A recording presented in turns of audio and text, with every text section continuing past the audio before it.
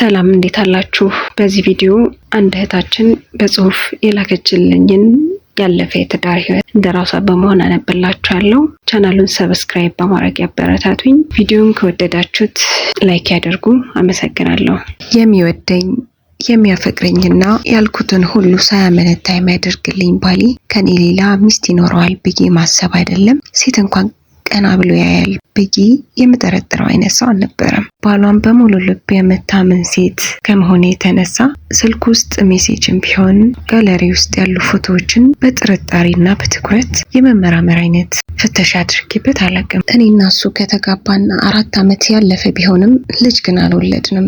በመጀመሪያው 2 ዓመት የእርግዝና መከላከያ ያጠቀመ የነበረ ሲሆን የአላህ ቀደር ሆነና በቀጣዩም 2 ዓመታት ልጅ ላገኝ አልቻልኩም። ነገር ግን እኔና ባሌ በፍቅር እንድንኖር አልከለከለንም ነበር።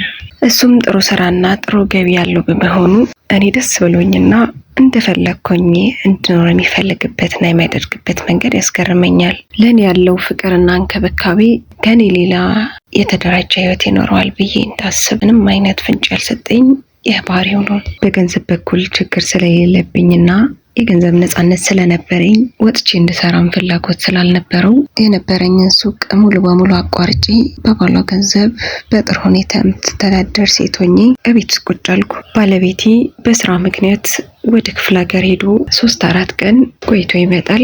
ነገር ግን ከስራ ሲመለስ እንደማካካሻ በሚል ስጦታ ይዞልኝ ስለሚመጣ በብቸኝነቴ ምክንያት አማርሬ እሱን አስጨንቄው አላውቅም። በዚህ መሰረት እየኖርን ባልተለመደ መልኩ ስልኩን ካስቀመጠበት አንስቼ የስልኩ ፎቶዎች ውስጥ ገብቼ መመልከት ጀመርኩ። በማታ ብርሃን የተነሳ አንድ ፎቶ ቀልቤን ሳበኝ።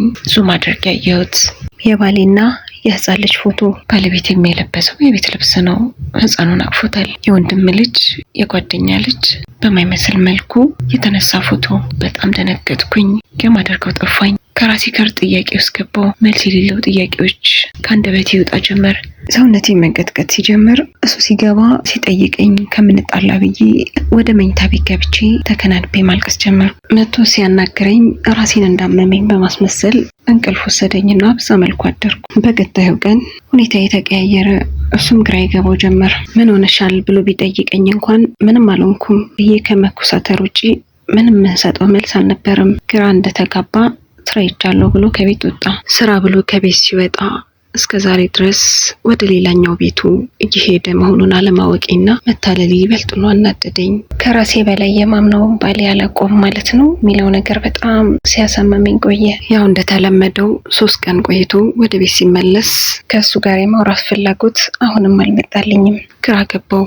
መናደድ ጀመረ። ይሁንሽውን ለምን አትናገሪ? ምን ሆነሽ ነው እያለ በተደጋጋሚ ሲጨቀጭቀኝ እሱን ትቼ እሱ ካለበት ክፍል ተነስቼ ሌላ ክፍል መቀመጥ፣ በዛው መተኛት፣ የምግብ ሰዓት ማሳለፍ ሆነ ስራዬ። በዚሁ መልኩ ለቀናቶች ቀጠልኩ። ማታ ማታ ሲገባ የሚያየው ነገር ስለደበረው መፍትሄ ብሎ በማሰብ ለምን ክፍለ ሀገር እናትሽ ጋር እረፍት አድርገሽ አትመጪም? አየር መቀየርሽ ጥሩ ነው።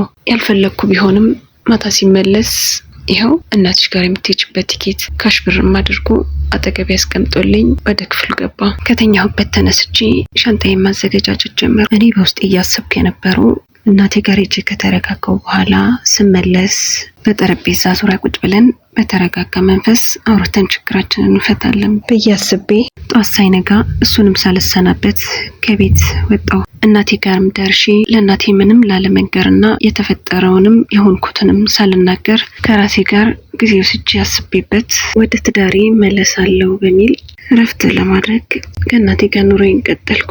ከእናቴ ጋር ጥሩ ጊዜ አሳልፌ ባሰብኩትና ባቀድኩት መንገድ ጊዜን ተጠቅሜ እረፍት አድርጌ ወደ ቤት ለመመለስ ዝግጅት ጀመርኩ። ነገር ግን ወደ ትዳሬ ወደ ቤቴ ስመለስ የጠበቀኝ ነገር ፈጽሞ በአእምሮዬ ያላሰብኩትና ያልገመትኩት ከባድ ነገር ተፈጥሮ ነበር። ቤቴ ያልኩት በሌላ ሰው ተቀይሯል። የኛ ቤት አይደለም። ባለቤቴ ቤት ለቋል የሚለውን ነገር ስሰማ ወደ ባለቤቴ ስልክ መደወል ጀመርኩ። በተደጋጋሚ ከደወልኩ በኋላ ስልክ አነሳልኝ። ምንድን የተፈጠረው ብዬ ስጠይቀው ቴሌግራም ላይ የላኩልሽን መልእክት አላየሽውም እንዴ? አላየሁትም ስለው ገቢና እዩ ብሎ ስልኩን ዘጋብኝ። በፍጥነት ወደ ቴሌግራም ገብቼ የሱን መልእክት አየሁት። ያየሁትን መልእክት ማመን አልቻልኩም። ፈትቼሻለሁ እንዳትፈልጊኝ የሚል ነበር። እንደፈዘዝኩ ቆሜ ቀረሁ። ህልምም መሰለኝ። በጣም ደነገጥኩ። ለምን የምኖረው ህይወት ትክክለኛ እውነቱ አልተነገረኝም በማለቴ ነው ይህ ሁሉ ቅጣት፣ ይህ ሁሉ የህይወት ምስቅልቅል ውስጥ ማስገባት። ትዳር መፍታት ወረቀትን የመቅደድ ያህል ቀለለ እንዴ? መልስ በሌላቸው ጥያቄዎች ራሴን ማጨናነቅ ጀመርኩ። ወዴት መሄድ እንዳለብኝ ቁጭ ብዬ ካሰብኩ በኋላ አንድ የምቀርባት ጓደኛ ነበረችኝ። ወደ እሷ አመራው። የሆነውን ሁሉ ነገርኳት። በዚህ ሁኔታ ወዴትም ወደ እናትሽም መመለስ የለብሽም በሚል እሷ ጋር እንድቆይ አሳመነችኝ። ተስማምቼ ተቀመጥኩ። ላለፉት 4 ዓመታት የተከበረችና የተወደደች ባለትዳር ሴት የነበርኩት እኔ በእልህና በስሜታዊነት የተፈታች ሴት ሆኖ መገኘት፣ ይህን ማመን ለእኔ በጣም ከባድ ነበር። ነገር ግን በዛው ወድቄ ያልቀረውም። ከተወሰኑ ወራት በኋላ በአላህ እገዛና ከጓደኛዬም ጋር በመተባበር ነገሩን ወደ አላህ ትቼ ወደ ራሴ ለመመለስ ጥረት አደረግኩ። ወደ ቀድሞ ስራዬም ባይሆን ሌላ ትንሽዬ ነገር ጓደኞቼ ተባብረው አስጀመሩኝ። ጥሩ ሰራ የነበረውን ስራ ለባሌ ብዬ ያቋረጥኩት ነገር እንዲጸጽተኝ አደረገኝ። ነገር ግን ሁሉም የሰራውን ያገኛል። መልካም የሰራውም ክፉ የሰራውም የእጁን ማግኘቱ አይቀርም። ሁሉም ነገር የሚሆነው በምክንያት ነው እና የደረሰብኝን ተቀብዬ አሁን ላይ ጠንካራ የሆነች ስራዋን በርትታ የምትሰራ ጀግና ሴት ሆኛለሁ። የገጠመኝ ፈተና አበርትቶኛል። ወደፊት ጥሩ ነገር እንደሚጠብቀኝ ተስፋ አድርጋለሁ። ታሪኬን ካካፈልኩ ዘንዳ የማስተላለፈው መልእክት እባካችሁ ሙስሊም ወንዶች ኒቃቢስት እህቶቻችሁን አትበድሉ። አንዳንዴ ይህ ፈተና የደረሰብኝ ኒቃቢስት ሴት በመሆኔ ነው የሚል ስሜት ይሰማኛል። ኒቃቢስቶችን ለትዳር ማግኘት ቀላል ነው በሚል ትክክለኛ ትዳር ሳትፈልጉ ጨዋታ ትጫወቱ። እኛ እኮ ኒቃብ የለበስነው የአላህን ትዕዛዝ ለማክበር ስንል እንጂ ከወንዶች ፈተና ለመጠበቅ እንጂ ወንዶች ፈተና እንዲያበዙብን አልነበረም። እባካችሁ አላህን ፍሩ። ታሪኬንም ስለተካፈላችሁኝ መልእክቴንም ስላዳመጣችሁኝ አመሰግናለሁ። ቪዲዮን እስከ መጨረሻው ከተመለከታችሁ ላይክ በማድረግ ያበረታቱኝ። አመሰግናለሁ።